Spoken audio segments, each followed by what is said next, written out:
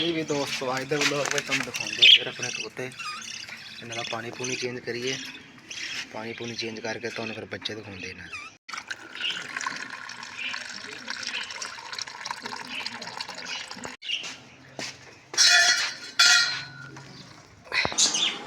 हाँ जी भी दोस्तों पानी अपन रखता दे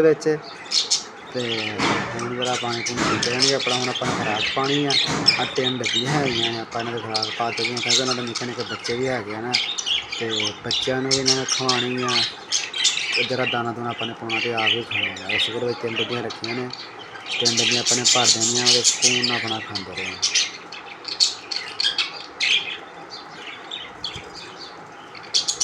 इन्हों की स्पैशल खुराक होंगी है तो आ बच्चे तुम दिखाते हैं। देखो वो देखो बच्चे इन्हों के तो देखो निक्के निक्के उन्होंने खंभ खुंभ भी आ गया ना पर आ गए ने चिट्टे चिट्टे बच्चे ने 2-3 इधर ने 3 के बच्चे इधर ने तो साफ नज़र नहीं आ रहा। माँ को बैठी इन्हों के कितने प्यारे लगते होते यार।